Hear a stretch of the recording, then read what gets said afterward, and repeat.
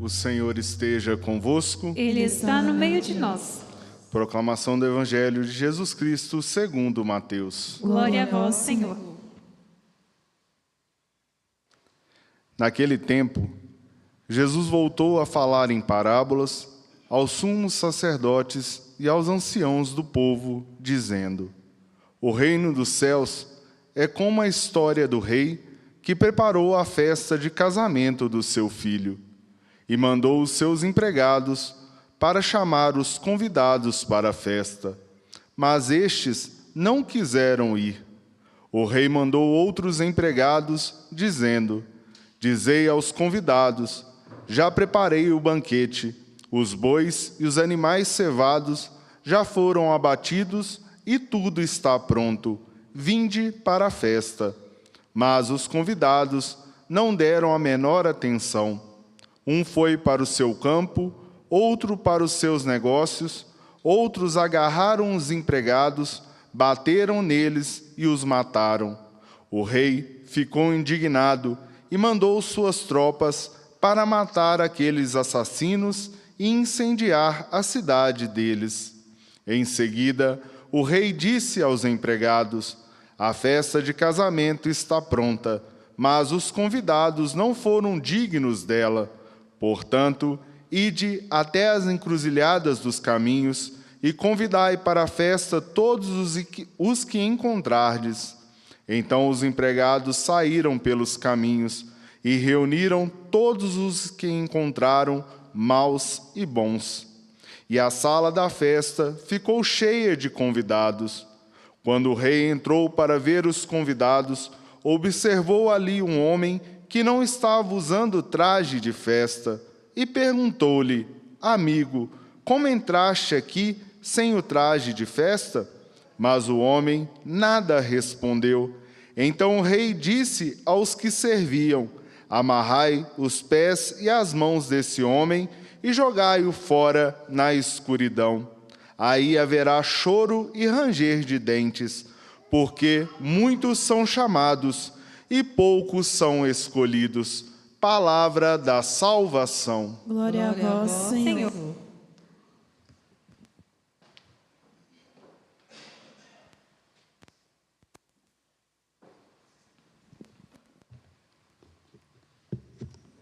Podemos nos sentar.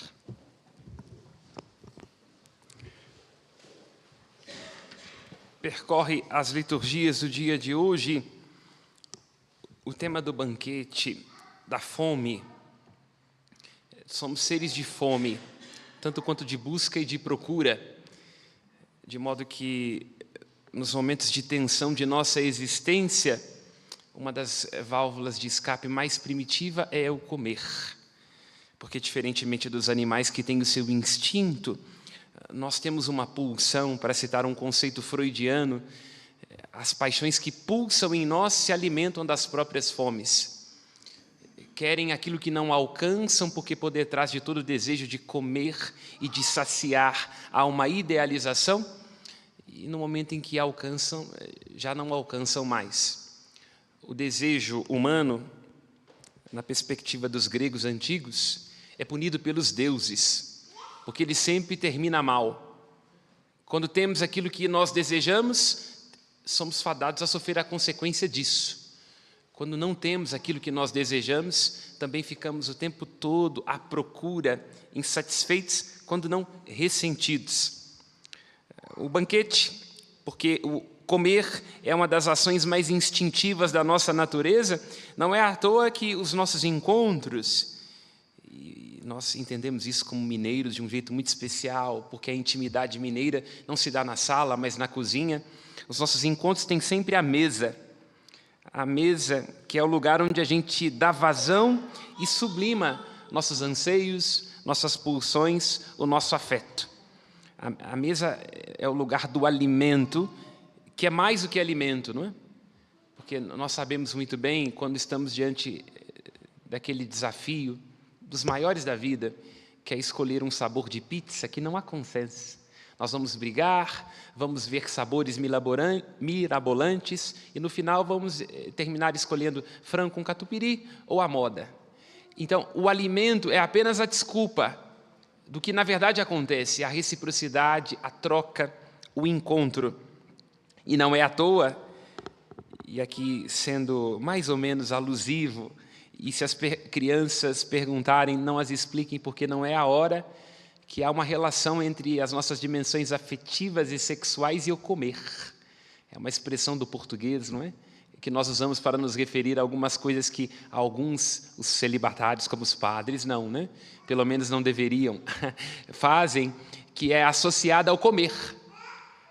Nós dizemos comer, comer, porque, na verdade, tanto o encontro mais íntimo que nós temos com alguém se dará na mesa ou num leito. E quando alguma coisa está desregulada, ela se desregula nos lugares onde se come, na mesa e no leito.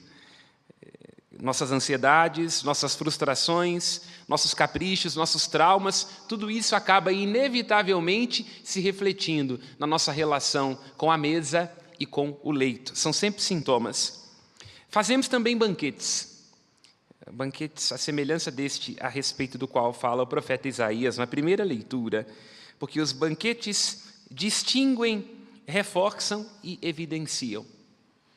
Distinguem porque quando a gente está num ambiente social, diante da mesa, a gente pode mais ou menos antever o nível de cultura.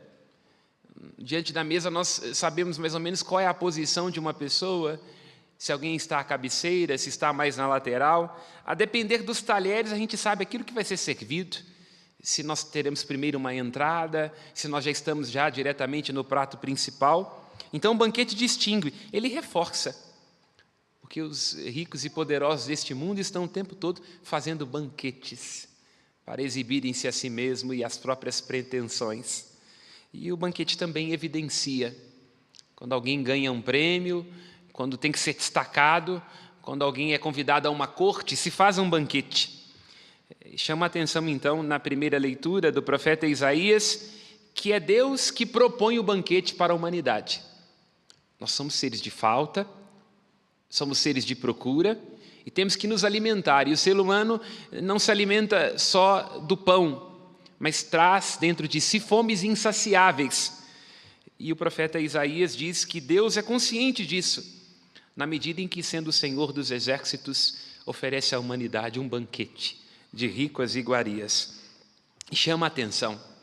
A lógica do banquete, quando o banquete está sendo servido para homenagear um presidente, uma rainha, um bispo, é que ele seja servido. E todos nós estaremos muito preocupados com o que ele gosta de comer, para poder agradá-lo, para que, quem sabe, tenhamos o favor dele ou dela, que possa nos entregar alguma coisa em favor daquilo que lhe estamos oferecendo. É lógico, sim, nós oferecemos também banquetes aos grandes por amor, mas como lembra Nelson Rodrigues, dinheiro também compra amor verdadeiro.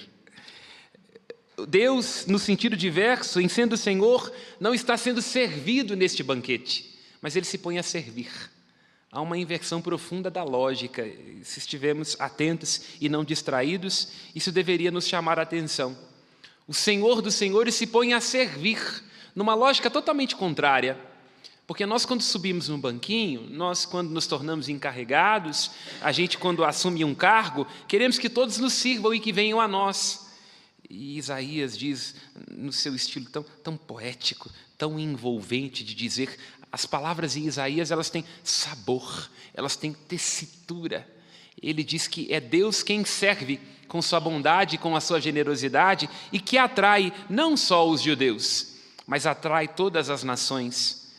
E neste banquete que ele prepara e que serve, ele faz aquilo que é próprio do banquete. Quando nós estamos à mesa de alguém que nos amamos, ele nos nutre e nos concede o seu cuidado.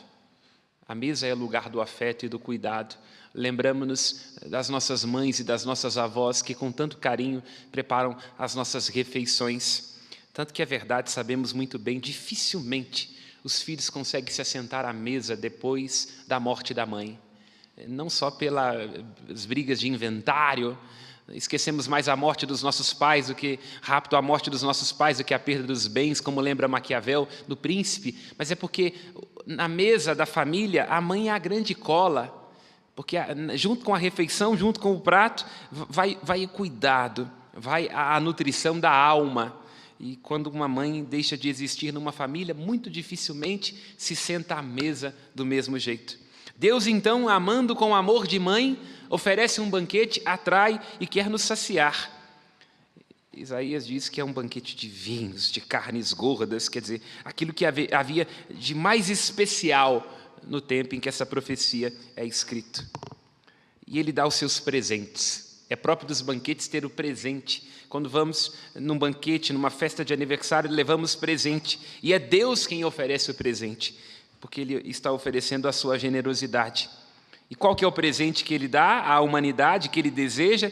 E Isaías está traduzindo aqui aquela que é toda a estrutura da história da salvação, onde Deus vai nos servindo com as suas graças e com seu amor, dando-nos aquilo de que necessitamos. Ele irá acabar com tudo aquilo que é obscuro. Porque se somos seres de procura e queremos nos alimentar, tem coisas que geram em nós fome. Fome de sentido, fome de realização, de plenitude. E a grande fome da nossa existência humana, quer dizer, o grande desconforto é a morte. Porque a morte, ela obscurece qualquer desejo. Por isso poderíamos assim dizer, né?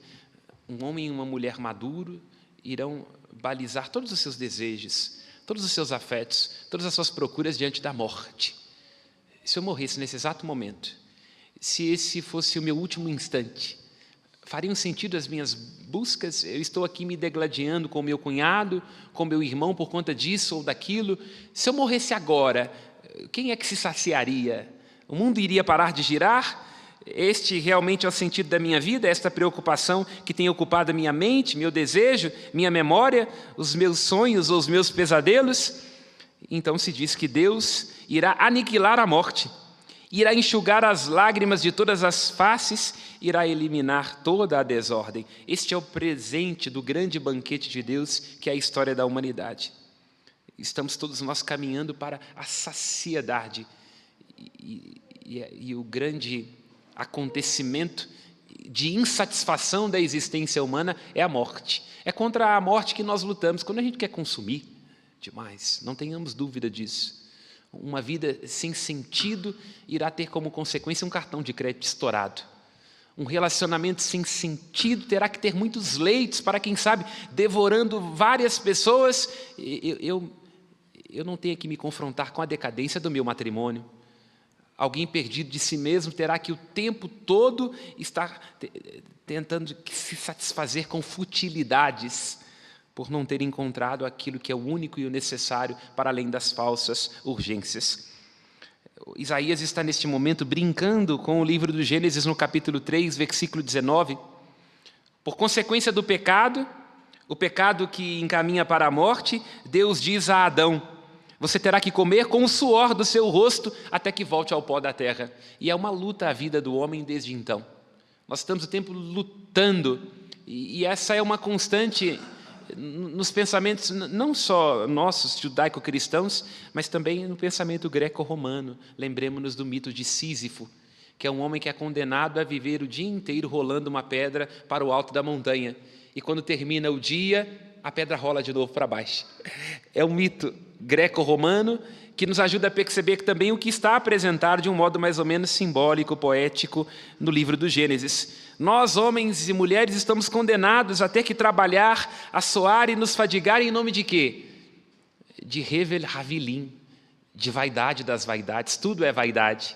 Então, nessa busca contínua de levar a pedra ao alto da montanha, neste ser devorado pelas próprias paixões, querendo o tempo todo comer na mesa e no leito, nós temos que nos perguntar: o que é o bem para além daquilo que é bom? O que é que vai de fato preencher o nosso coração de sentido para além das pequenas satisfações? Porque do contrário estaremos condenados e voltaremos para o pó, tendo envelhecido numa vida sem sentido, que não dá outra safra, que não passa. Se não formos nós, não haverá outra pessoa. E se nós formos apenas por nós, como lembra Hillel, que seremos nós? Que seremos nós? No Salmo 23, que escutamos, que está ecoando a primeira leitura, o salmista impõe uma pergunta, ou melhor, ele faz uma afirmação. O Senhor é o pastor que me conduz, não me falta coisa alguma. Eu, com as minhas brincadeiras sarcásticas, como me é próprio, diz que esse salmista só pode estar doido. Ele não deve ser humano, porque eu, como bom neurótico, sei que falta o tempo inteiro. Pode não ter faltado de manhã, no café da manhã, mas, meu Deus, o ônibus passou 5 minutos antes, mas não é possível. Eu me alimentei de manhã, o ônibus passou na hora certa, mas, meu Deus, lá vem o secretário do diabo, que é o meu chefe. Pode estar tudo bom na mesa, pode estar tudo bom no ônibus, pode estar tudo bom com o chefe, mas, meu Deus, lá vem o meu filho fazendo isso de novo. A diretora da escola ligou, dizendo que ele tacou fogo no colégio. Eu achei que o problemático era só o filho da vizinha, mas eu estou criando um capeta batizado. Percebe? Nós estamos o tempo todo em falta. Sempre falta alguma coisa. E eu até me arriscaria a dizer, às vezes é justamente porque a gente está junto com o Senhor que falta. Porque a consciência de Deus, a responsabilidade de ser um cristão, vai abrir ainda mais o nosso olho para aquilo que falta. Porque se tem uma coisa que um cristão tem que ser, é desconfortável. Se eu sou cristão e pago a matrícula e pago a mensalidade do colégio dos meus filhos, mas não me pergunto sobre por que as professoras ganham mal, eu não sou um cristão de verdade. Se eu estou muito confortável com a minha vidinha e não estou prestando atenção naquilo que os políticos estão fazendo, eu não sou cristão de verdade. Se eu digo o que acontece na minha paróquia, se ela está sendo ou não um sinal do Cristo vivo, é essa a função da paróquia, e eu não tenho nada a ver com isso, eu só sento a minha bunda na cadeira no domingo e não tenho nada a ver com os compromissos da minha paróquia, eu não sou um cristão de verdade. Para ser cristão de verdade é preciso estar em estado de falta, tomar consciência da falta, porque, lembra Heidegger, a falta só pode ser anestesiada com a inautenticidade. No dia que não faltar no seu casamento, no dia que não faltar na criação dos seus filhos, no dia que não faltar na sua missão dentro da igreja, alguma coisa, tome conclusões. Ou você está anestesiado, já está num estado de indiferença que é o contrário do amor, ou então você é o problema. Porque se não está faltando, significa que você é o resumo e a concretização da falta. Então, como podemos nos resolver? Temos que estar atentos para ver, então, na falta, aquilo que é saciável e aquilo que é insaciável. Tem coisas que elas são insaciáveis, porque nós somos neuróticos, diz Freud. E Nelson Rodrigues diz que só os neuróticos veem a Deus. Só quem é consciente das próprias faltas, dos próprios limites, respira as próprias insatisfações, não mente para si, quem não mente para si, não mente para os outros, respeita a si mesmo e, portanto, respeita aos outros, só quem é assim pode ver a Deus. E temos que tomar cuidado, como lembra o Evangelho, porque quando Deus nos convida, a gente tende a dar desculpa. Se estivermos atentos no Evangelho, quando Deus convida ao seu banquete, as respostas são assim: não, eu tenho que ir no meu campo, eu estou preocupado com os meus negócios, outros agarram os empregados e matam, ou seja, uma série de coisas inúteis, uma série de coisas dispensáveis, que vão sendo dadas como desculpas para não se confrontar com aquilo que mais importa. Para além de nossas urgências, e todos temos urgências, temos que nos perguntar sobre aquilo que é realmente importante. O único necessário. Lembremos do que Jesus diz a Marta: tu te preocupas e inquietas com muitas coisas, mas uma só é a necessária. Se não temos consciência daquilo que é o único necessário, estaremos o tempo todo nos ansiando e nos perdendo em urgências desnecessárias. E isso não tem cura. Sempre haverá demandas. Demandas vós sempre tereis. E como é que a gente vai lidar com essas demandas se somos neuróticos e faltosos por natureza, incompletos por natureza? Quando nós encontrarmos em Cristo, neste pastor, aí sim, me retificando com Davi, que é o autor deste salmo, nós encontraremos o essencial, o necessário, o vital, o pleno e o satisfatório. Então, volto a dizer, se no seu casamento, no seu relacionamento, em sua vida há desconfortos, agradeça a Deus por isso. Lacan já diz que a angústia é o único sentimento que não mente. Os afetos podem mentir. Os beijos podem mentir. Judas não traiu Jesus com um beijo, fez do sinal permanente do afeto humano um símbolo de traição. Tudo isso mente. As pessoas mentem. A gente mente quando quer o favor do rei, Contamos um tanto de mentira, fazemos para eles banquetes maravilhosos, mentem, e pobre do rei se acreditarem em nossas mentiras. Mas a angústia não, ela é sempre verdadeira. E no momento em que há uma falta, há uma verdade com a qual a gente tem que se confrontar. Porque é nessa verdade, desconfortável, angustiante, desinstaladora, sobre nós, sobre nossa vida e sobre o castelo da Frozen, que a gente acha que deveria ser o nosso casamento e o nosso trabalho, que vai derreter, sempre tem que derreter. Porque para amar é preciso se desiludir. Nós vamos encontrar em Cristo, não em nós, o essencial, o necessário, o vital, o pleno. E aí eu me lembrava nesse momento de um filme que eu gosto muito, classicíssimo, mentira nenhuma, que é o Mowgli. Adorava o Mowgli quando eu era criança. E eu lembro que o Urso Balu cantava assim, necessário, somente o necessário. O extraordinário é demais. E é por isso que essa vida eu vivo em paz. Então é isso, né? Necessário, somente o necessário. O extraordinário, o post, o Instagram, o que eu queria, o que eu idealizei, a igreja que eu sonhei para mim é extraordinário, então é demais. Eu levo a minha vida desse jeito, em paz, né? Como lembra Dominguinhos, né? Sabe, é o velho marinheiro, que em meio ao nevoeiro leva o barco devagar. É devagar mesmo, vagarosamente, não nos perdendo a nós mesmos, porque isso é um segredo, termino dizendo, lembra o apóstolo Paulo, que para além, diz o apóstolo Paulo, eu encontrei um segredo, eu sei viver tanto na miséria quanto na abundância.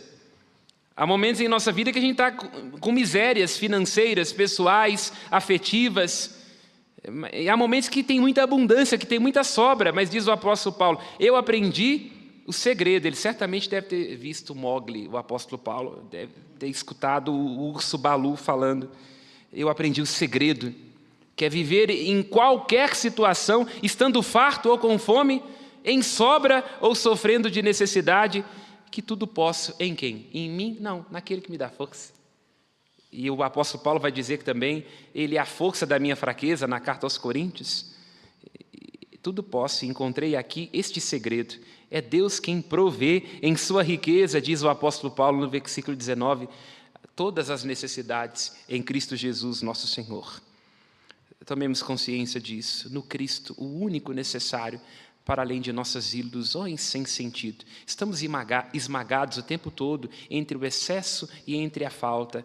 Encontremos com Isaías, com Paulo, com o Urso Balu, o único necessário para além das coisas periféricas. E este único necessário será o único que é capaz de ser bom, o Cristo Jesus, que nos pede tudo, porque é o único capaz de nos devolver a nós.